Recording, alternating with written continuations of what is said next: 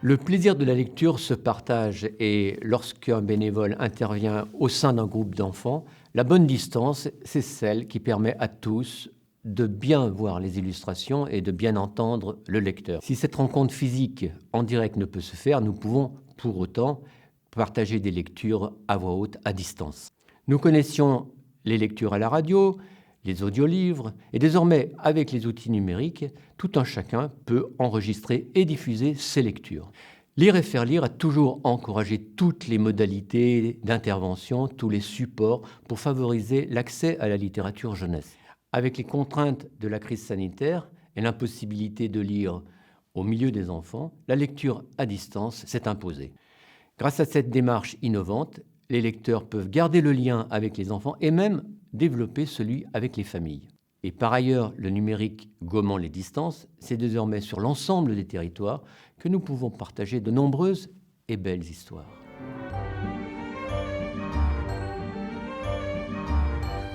Au premier confinement, on a essayé dans un premier temps de lire directement de chez moi avec mon ordi, et puis je tenais mon livre à la main. Enfin, c'était un peu cauchemardesque.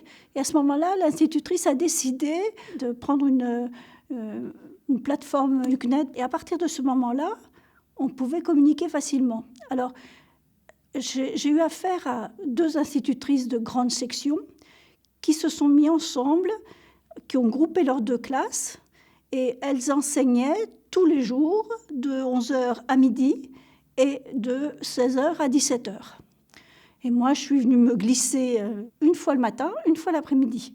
Alors les élèves se sont connectés de manière tout à fait aléatoire. On ne savait jamais combien on en aurait. Sur les 48 élèves, il y en avait 5, il y en avait 10, il y en avait 20. Et puis d'autres fois, c'était complètement différent. Donc, j'ai lu comme ça. L'institutrice m'a envoyé des livres et je les ai lus. Donc, elle projetait sur l'écran le livre. Les enfants voyaient le livre sur leur écran. Et puis moi, je lisais le livre et je tournais les pages au rythme où je voulais. Mais autant au début, ils étaient un peu intimidés. Les 2-3 premières fois, je les sentais pas bien. Mais après, c'est devenu, c'était normal. Voilà, on va y arriver et puis ça se passait bien. Ça a été le premier confinement. Quand il a été levé, on a quand même continué à lire, mais c'était plus compliqué parce que justement les enfants étaient revenus à l'école et il fallait trouver un moyen pour se voir. Donc elle a de nouveau utilisé la même plateforme. Je lisais, les enfants me voyaient, ils m'entendaient, ils voyaient le livre sur l'écran du tableau, qui était projeté au tableau, et je lisais l'histoire. Et ces méthodes plus ou moins simples ont quand même permis aux enfants d'avoir une lecture chaque semaine et d'être heureux. Et la maîtresse est vraiment très, très, très contente de cette solution. Une bibliothèque numérique est une alternative possible pour des lectures à distance. C'est pourquoi Lire et faire lire a conclu un partenariat avec Storyplayer. C'est une bibliothèque de plus de 1500 livres qui existe sous format papier. Ils sont fournis par des éditeurs indépendants dans le respect des droits d'auteur. La numérisation de ces livres permet d'enregistrer sa voix et de partager des narrations à distance. Elle permet le lien avec les enfants dans leur structure d'accueil, école, centre de loisirs, crèche, mais aussi avec les familles par l'intermédiaire de cette structure. Nous allons découvrir maintenant comment enregistrer une histoire. Première étape, créer un compte sur Storyplayer à l'aide du lien d'inscription fourni par votre coordination. En vous connectant sur ce compte, vous arrivez sur la page d'accueil du site. Le logo ici indique qu'il s'agit bien d'un compte Lire et faire lire. Vous êtes dans la bibliothèque qui contient plus de 1500 livres classés par thématique, par âge, par langue. Mais pour choisir un livre, vous pouvez aussi utiliser la barre de recherche en haut de l'écran en indiquant son titre ou son auteur ou un thème sur lequel vous aimeriez trouver un livre. Par exemple ici l'automne. Je choisis ce livre-là. Je suis maintenant sur la fiche du livre. Elle contient toutes les informations qui concernent ce livre. Deuxième étape, s'enregistrer. Je clique ici sur le bouton bleu.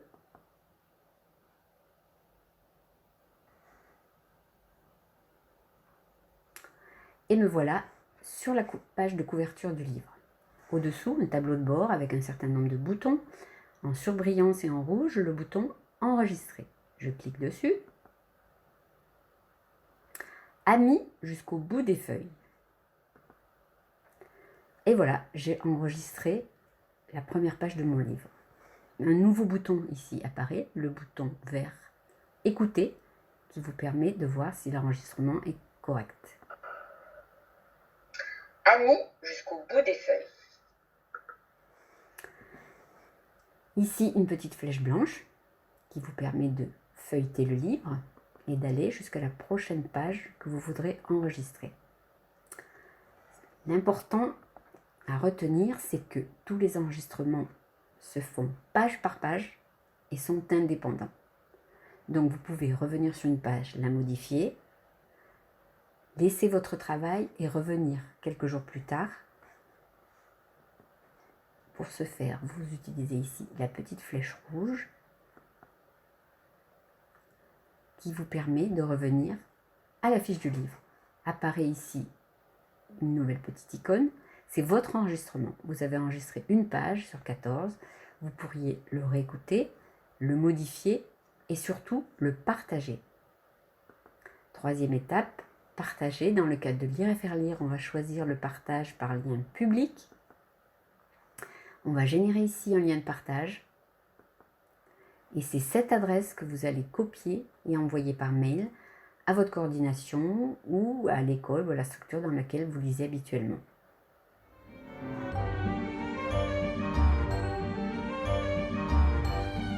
Lors du premier confinement, les enseignantes ont enregistré sur une plateforme les activités qu'elles adressaient quotidiennement aux enfants. Elles ont inclus dans ces activités un moment lecture. Dans ce cadre-là, j'ai enregistré des lectures de livres proposées par les enseignantes. Une fois l'enregistrement vocal terminé, celui-ci était envoyé sur le drive de l'école et les enfants avaient accès, lorsqu'ils le désiraient, à la lecture. Habituellement, les séances de lecture commençaient toujours par un rituel. Aussi, dans les enregistrements vocaux, j'ai conservé ce rituel. À chaque changement de page, j'agitais une clochette pour inviter les enfants à tourner la page. J'éprouve une certaine satisfaction à la pensée que la lecture à distance, qui s'invite dans le foyer, s'est adressée à l'enfant concerné, mais aussi à toute la famille, qu'ils se sont regroupés pendant un moment pour vivre un moment d'évasion. De façon plus personnelle, je suis très heureuse d'avoir conservé ce lien entre eux et moi. J'ai demandé à l'équipe enseignante de me faire un retour sur le vécu des familles et des enfants lors des lectures du confinement. Je vais vous lire quelques lignes qu'elles m'ont fait parvenir. Lors du premier confinement, toute l'équipe s'est démenée pour mettre en place l'enseignement à distance et il avait été décidé que les envois seraient quotidiens. Très vite, nous nous sommes heurtés aux lectures. Nous avions demandé aux parents de lire des livres à leurs enfants, mais tout le monde n'a pas forcément beaucoup de livres ou tout simplement n'est pas à l'aise avec la lecture. Il fallait que Mireille raconte les histoires. Très vite, l'ensemble des élèves de l'école a bénéficié de ces envois.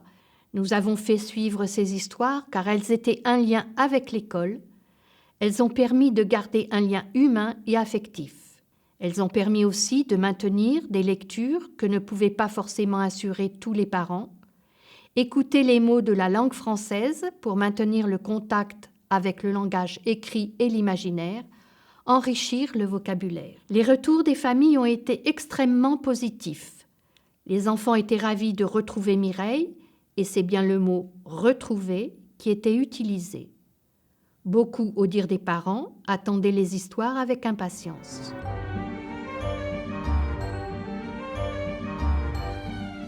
La question des droits d'auteur est essentielle au sein du réseau de par notre collaboration avec les auteurs, les illustrateurs et les éditeurs.